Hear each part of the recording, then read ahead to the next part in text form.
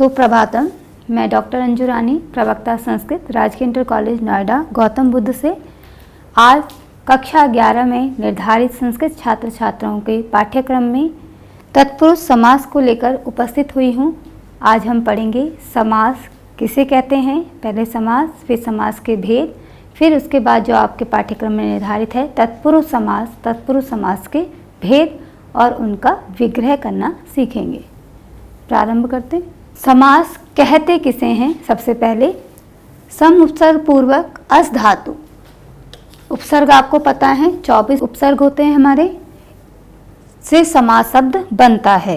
और यहाँ पर देख लीजिए आप लोग सभी, सम उपसर्ग प्लस अस धातु तो हो गया आपका समास। ऐसे समास शब्द क्या हुआ हमारा उत्पन्न हुआ। इसी के साथ अनेक पदों को मिलाकर एक पद बना देना ही समास है। सम सनम समासः। अनेक पदों को मिलाकर एक पद का रूप दे देना, पदों का समस्त हो जाना कहलाता है। पदों के मिलने की यह प्रक्रिया समसनन या समास कहलाती है। समास स्पष्ट हो गया आपको कि सम उपसर्ग पूर्वक अस धातु समासः कि समस्त पदों का एक हो जाना समास कहलाता है संक्षिप्त में। इसी के साथ वृत्ति के अर्थ की प्रतीति कराने वाला वाक्य विग्रह कहलाता है। विग्रह दो प्रकार का होता है, एक लौकिक विग्रह होता है और दूसरा अलौकिक। इसी के साथ पहले हमने बताया समास, सम उपसर्ग पूर्वक अस धातु समासः, उसके बाद वृत्ति में आता है आपका विग्रह। विग्रह के साथ ही हम आगे बढ़ते हैं। समास के 4 प्रमुख भेद हैं। कितने भेद हैं? 4 प्रमुख भेद हैं। अव्ययी भाव समास, तत्पुरुष समास, द्वंद्व समास, बहुव्रीहि समास। मुख्य रूप से ये हैं। और तत्पुरुष समास के अंतर्गत 2 समास और हैं। कौन कौन से हैं वो? कर्मधारय और द्विगु समास। स्पष्ट हो गया समास के 4 भेद। उसके तत्पुरुष के अंतर्गत हमारे 2 भेद आते हैं। यहाँ से पुनः बता देती हूँ मैं आपको। समास के मुख्य 4 भेद हैं। अव्ययी भाव समास, तत्पुरुष समास, द्वंद्व समास, बहुव्रीहि समास। तत्पुरुष के अंतर्गत 2 समास और हैं। कौन कौन से हैं वो? कर्मधारय और द्विगु। अब आपके पाठ्यक्रम में जो आज हमें पढ़ना है, पठन करना है जिसका, वो है तत्पुरुष समास। अब तत्पुरुष शब्द के 2 अर्थ हैं। कैसे हैं? तस्य पुरुषः तत्पुरुषः।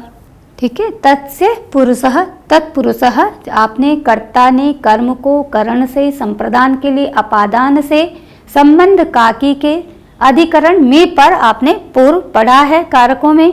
तो उसी से यहाँ पर जो हमारा तत्पुरुष समास है वो द्वितीया से लेकर सप्तमी तक निर्धारित है। तो जहाँ पर द्वितीया है को का निर्धारण होता है, तृतीया में करण होता है के द्वारा से, चतुर्थी में के लिए होता है, पंचमी में पृथकीकरण अलग होना से, और संबंध काकी के और अधिकरण में पर निर्धारित है आपके कारकों में। तो यहाँ पर तस्य पुरुषः, ये आपका षष्ठी भक्ति एक वचन है, तत्पुरुषः। अब तत्पुरुषः इस तस्य षष्ठी भक्ति जब सह तौ ते तम तौ तान तेन ताभ्याम तई तस्मै ताभ्याम तेभ्य तस्मात् ताभ्याम तेभ्य तस्य तयो, तो ये षष्ठी भक्ति एक वचन का रूप है। तस्य पुरुषः, तत्पुरुषः, उसका पुरुष अर्थात तत्पुरुष। स्पष्ट हुआ? तस्य पुरुषः षष्ठी भक्ति का एक वचन और पुरुषः उसका पुरुष। उदाहरण में अब आपका है राजपुरुषः। राजपुरुष को भी हम तोड़ेंगे।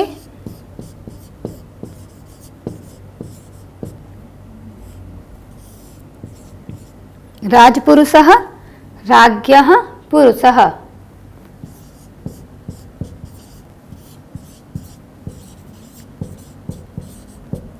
इसके रूप चलेंगे राजन के, तो वो षष्ठी भक्ति एक वचन में होता है, राज्ञः पुरुषः, राज पुरुषः।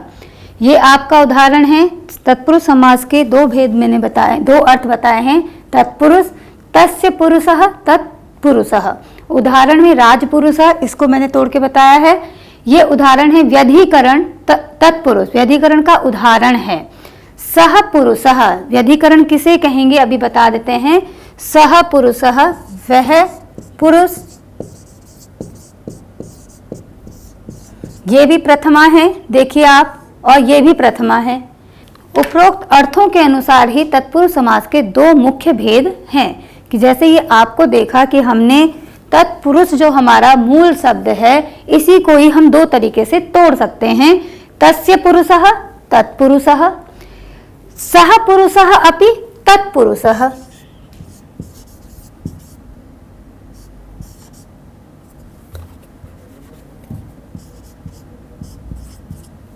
स्पष्ट? ये देख लीजिए आप, तस्य पुरुषः, ये हमने षष्ठी लगाई यहाँ पर, और यहाँ पर ये प्रथमा ही रहेगा। तो तस्य पुरुषः, उसका पुरुष, तो तत्पुरुषः हो गया ये।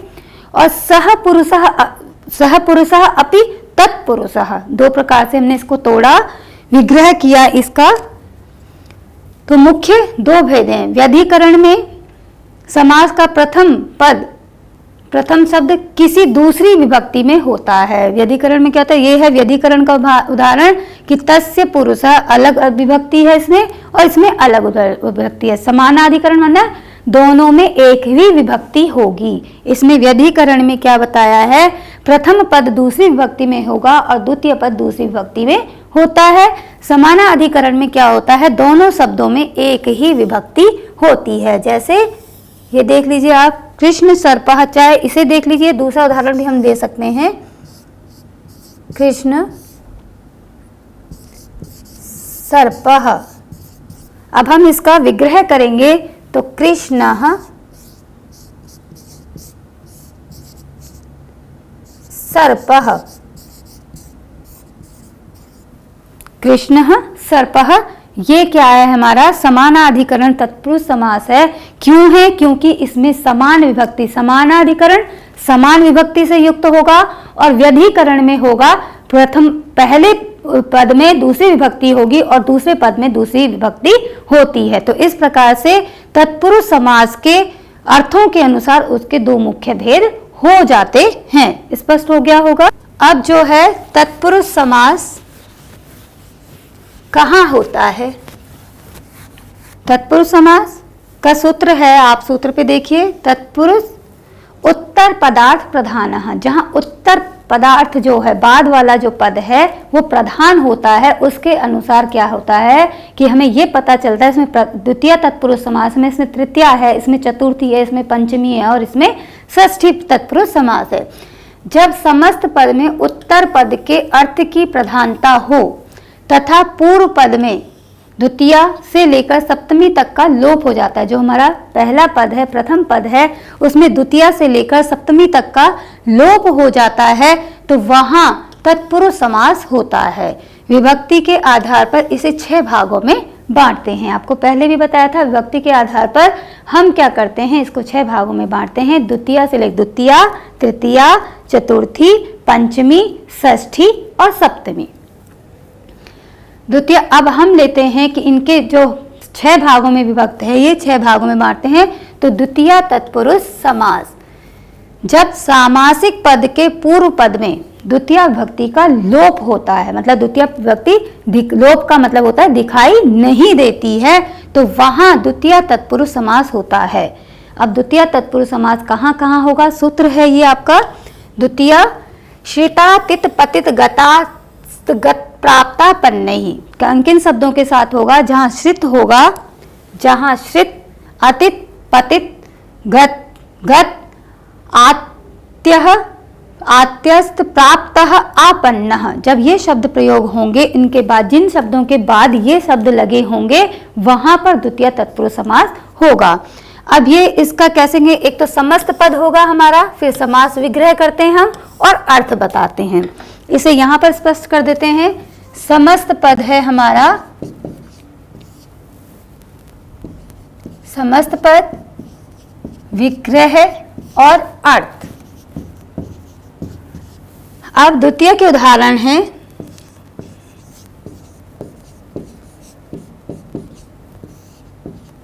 सुख प्राप्त, तो अब ये है यहाँ पे सुख प्राप्त। अब इसका अर्थ निकालेंगे हम अपने उससे। सुख प्राप्त को हम अलग अलग विग्रह करते हैं, तो सुखम प्राप्तः। सुखम में कौन सी विभक्ति आई? द्वितीय विभक्ति एक वचन। तो अब इसको विग्रह करा हमने, सुखम प्राप्तः, सुख प्राप्तः, ये उदाहरण है आपका द्वितीय का। अब इसमें कैसे आया? द्वितीय आई सुखम प्राप्तः, सुख को प्राप्त, को यहाँ पर छिपा हुआ है, इसलिए क्या है, इसमें पहले बताया था कर्ता ने कर्म को, जहाँ कर्म को होगा वहां पर द्वितीय तत्पुरुष समास होता है। सुखम प्राप्तः, यहाँ पे द्वितीय विभक्ति एक वचन, प्राप्तः प्रथमा विभक्ति एक वचन, तो सुख को प्राप्त।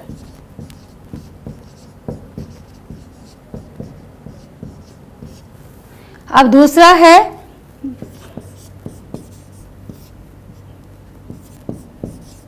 ग्राम गतः। तो अब इसका हम तोड़ेंगे इसको, ग्रामम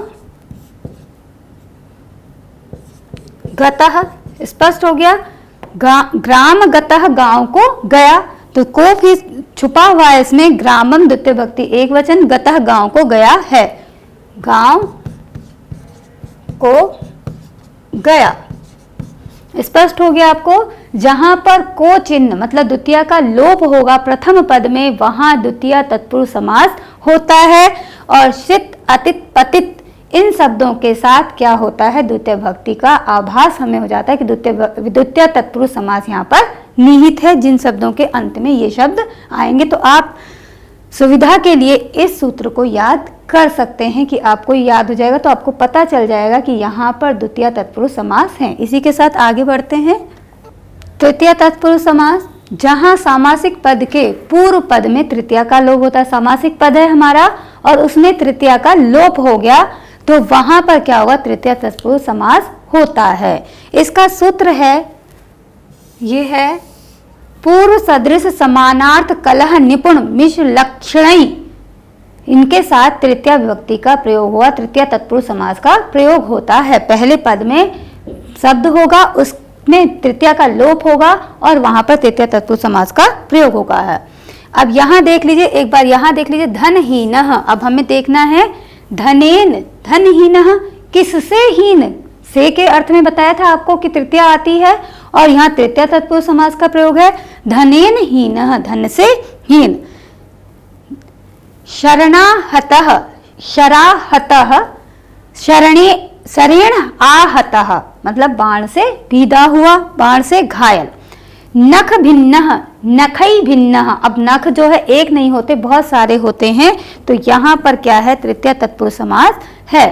अब जैसे आप और भी उदाहरण ले सकते हैं, इसे देख लीजिए, एक बार तोड़ के दिखा देते हैं। धनहीनः पद हो गया आपका। अब धनहीन, तो हमने अब इसको ग्रह करना है हमें, तो धनेन हीनः, धन से हीन, स्पष्ट हो गया।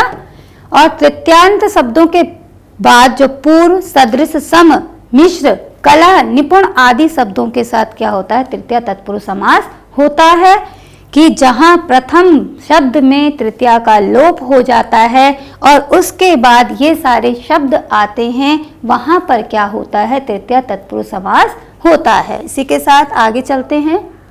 चतुर्थी तत्पुरुष समास, जब सामासिक पद के पूर्व पद में चतुर्थी का लोप होता है तो वहां चतुर्थी तत्पुरुष समास होता है। अब इसका भी इन्होंने सूत्र दिया है, ये आपका सूत्र है चतुर्थी का। क्या है इसमें? तदार्थ बलि हित सुख रक्षितै। इन शब्दों के साथ जब पहले शब्द के बाद ये शब्द आते हैं तो वहां पर क्या होगा? चतुर्थी तत्पुरुष समास होता है। कैसे होता है? पद देखिए आप, भूत बलि, तो ये भूत बलि, इसका विग्रह कीजिए, भूतेभ्यः बलि। अब राम के शब्द चला लीजिए आप, राम है रामो रामाः, रामम रामो रामान, रामेण रामाभ्याम रामै ही, रामाय रामाभ्याम रामेभ्यः। उसी के समान चलेंगे, भूतेभ्यः, भूतेभ्यः चतुर्थ विभक्ति बहुवचन का रूप है और बलि भूते, भूतों के लिए बलि। यहाँ देख लीजिए आप, चतुर्थी का उदाहरण है पुत्र हितम, सॉरी,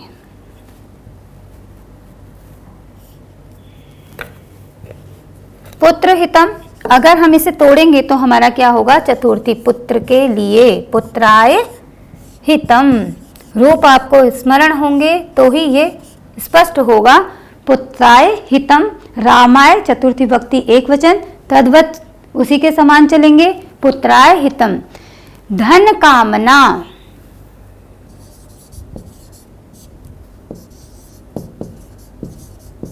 इसका विग्रह करेंगे धनाय कामना, धन के लिए इच्छा। आज के संसार में तो सभी को धन की इच्छा है, तो धन कामनाएं, बहुत अच्छा विग्रह बताया है, समासिक पद बताया है। तो ये आपके उदाहरण हैं, भूत बलि ही, पुत्र हितम, धन कामना। जब चतुर्थ्यांत शब्दों का बलि, हित, सुख, रक्षित आदि शब्दों के साथ चतुर्थी तत्पुरुष समास होता है, कि जहां सामासिक पद में चतुर्थी का लोप हो जाता है प्रथम पद में, तो वहां पर क्या होता है, चतुर्थी तत्पुरुष समास होता है। और इन के साथ क्या आती है, आपकी चतुर्थी तत्पुरुष समास का होता है। अब ये देखिए आप, चतुर्थी तक हुआ हमारा पंचमी तत्पुरुष समास से पृथकीकरण, जहां अलग होगा वहां पर पंचमी तत्पुरुष समास होता है। जब सामासिक पद के पूर्व पद में पंचमी का लोप होता है, मतलब वो दिखाई नहीं देती है, तो वहां पंचमी तत्पुरुष समास होता है। पंचमी भयेन, भय, भीत, भीति, भी, रीतिवाच्यम, जहां पहले पद के बाद ये सारे शब्द आएंगे वहां क्या होगा, पंचमी तत्पुरुष समास होगा। कैसे, सर्प भीतः, अब इसे तोड़ लेंगे, इसका विग्रह करते हैं, तो क्या आ जाता है आपका, सर्पात भीतः,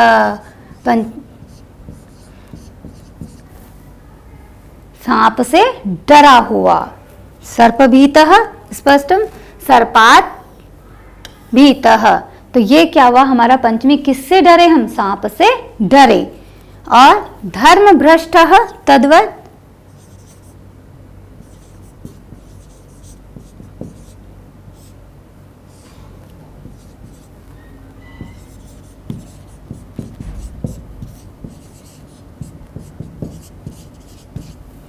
धर्मात् भ्रष्टः, पंचमी का रूप चलाते हैं फिर से, रामः रामो रामः रामम रामो रामान रामेण रामाभ्याम रामई रामाय रामाभ्याम रामेभ्य रामात्, धर्मात् पंचमी भक्ति एक वचन, सर्पात पंचमी भक्ति एक वचन। तो यहाँ से स्पष्ट हो जाता है कि यहाँ पर क्या है, पंचमी तत्पुरुष समास है। ऐसे ही यहाँ ही देख लीजिए आप, दूरादागतः, दूरात आगतः, पंचमी भक्ति एक वचन, दूर से आया हुआ। अब यहाँ देखिए आप षष्ठी, अब षष्ठी को कैसे पहचानेंगे, वहां वो कहते हैं कि से षष्ठी, जहां से जहां पर कुछ भी नहीं होता, अन्य विभक्तियां नहीं होती, वहां क्या होती है, षष्ठी विभक्ति होती है। तो वहां पर क्या होता है, का, की, के, रा, री, रे, कि मेरा, मेरा पुत्र, मेरी पत्नी, मेरा सखा, जहां पर संबंध दर्शाया जाता है वहां पर संबंध वाचक होता है षष्ठी तत्पुरुष समास। जहां पर हमारा संबंध होगा वहां पर षष्ठी का प्रयोग करते हैं। आपने कारकों में ये पढ़ा। इसी के साथ यहाँ पर भी कि जहां पर षष्ठी का लोप हो जाता है, अब षष्ठी होती कहाँ है, मैंने आपको स्पष्ट कर दिया, का, की, के, रा, री, रे, मेरा, मेरे, इस तरीके में षष्ठी होती है। तो षष्ठी तत्पुरुष समास होता है।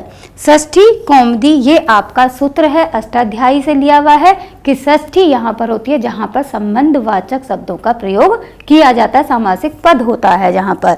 तो ये आप देख लीजिए, राजदंडः, राज्ञः दंडः। अब ये राजन के रूप चलते हैं नकारांत, तो ऐसे चलेंगे, राज्ञः दंडः, राजा का दंड। अब दूसरा यहाँ देख लीजिए आप, पंचमी का, षष्ठी का, ये पंचमी का था पहले, अब ये षष्ठी का देखिए आप, स्वर्ग फलम। अब इसका अर्थ निकालेंगे हम, तो स्वर्गस्य फलम, अपने आप स्पष्ट हो जा रहा है, तो इसका विग्रह कर देंगे उसी तरीके से, स्वर्गस्य फलम, स्वर्ग का फल। स्पष्ट हो गया ये आपको, स्वर्ग का फल। अब है आपका देव पूजा शब्द है, इसमें देवस्य पूजा, देवस्य पूजा देवता की पूजा। अब किसी की भी कर सकते हैं आप, यहाँ पर हरि पूजा, हरेह पूजा। एक दूसरा उदाहरण ले लीजिए, कोई बात नहीं, हरि पूजा। तो इसको हम तोड़ देंगे हरेः पूजा। जब आप इकारांत, उकारांत, ऋकारांत सारे शब्दों का शब्द रूप प्रयोग करेंगे तो ये आपके बहुत ही अच्छे से समझ में आएगा और शब्द रूपों को याद करना बहुत ही आवश्यक है। संस्कृत में हरि पूजा, हरेः पूजा, इनके रूप चलते हैं, इकारांत हैं, अकारांत, आकारांत, इकारांत, ऋकारांत, ये सब सारे क्या हैं, हमारे शब्द रूप हैं जो कि अलग अलग प्रकार से चलते हैं। अब आपका आता है सप्तमी तत्पुरुष समास, जब सामासिक पद के पूर्व पद में सप्तमी का लोप होता है। अब आपको पूर्व ज्ञान करा देते हैं पहले। सप्तमी का लोप, सप्तमी है क्या चीज, जहां पर मैं पर अधिकरण, अधिकरण माने जिस पर जो हमारा आधार होता है, मैं किस पर खड़ी हूं, जमीन पर, मैं ये किस पर रखा है, मेज पर, तो जहां मैं पर आता है वहां पर सप्तमी होती है, जो और शाब्दिक अर्थ लेंगे हम। और जिसमें जिस सामासिक पद के पूर्व में सप्तमी का लोप होता है वहां सप्तमी तत्पुरुष समास होता है। अब सप्तमी का सूत्र है सप्तमी षण्डेः, मतलब कुशलता आदि, प्रवीणता, कुशलता, निपुणता, इनमें भी क्या होती है सप्तमी। इसके विभक्ति सूत्र आपने पढ़े होंगे, तो उसमें है कि जहां कुशलता, प्रवीणता हमें दिखानी है, जैसे कविषु कालिदासः श्रेष्ठः, कवियों में कालिदास श्रेष्ठ हैं। जब हम किसी को एक विशेषता से युक्त करते हैं तो वहां सप्तमी का प्रयोग होता है। अब इन्होंने बताया यहाँ विद्या कुशलः, सप्तमी का उदाहरण देख लीजिए आप, विद्या कुशलः। अब इसका अर्थ निकालिए आप खुद ही, आपको पता चलेगा। विद्या कुशलः, विद्या में कुशल। तो अब हमारे रूप चलते हैं, तो विद्यायाम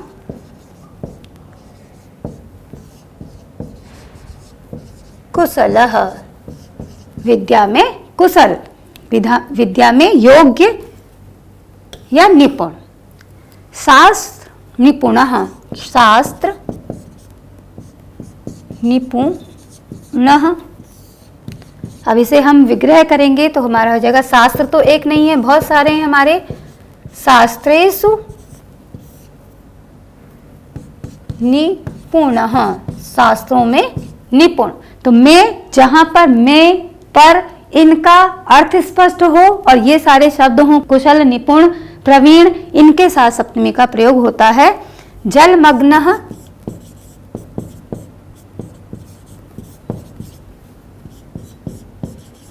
जले मग्नः, जल में डूबा हुआ। तो जहां पर मैं का उदाहरण, मैं का अर्थ स्पष्ट होता है वहां सप्तमी तत्पुरुष समास होता है। इसी के साथ ये मैंने अभ्यास कार्य दिया है आप लोगों को, आप इसे करिएगा, इसमें स्पष्ट हो जाएंगे सारे समास, सारे द्वितीया से लेकर सप्तमी तक जो मैंने अभी पढ़ाया उसका पूर्ण अभ्यास इसमें निहित है। आप सभी करिए, आशा है आपको बहुत अच्छा लगा हो। धन्यवाद।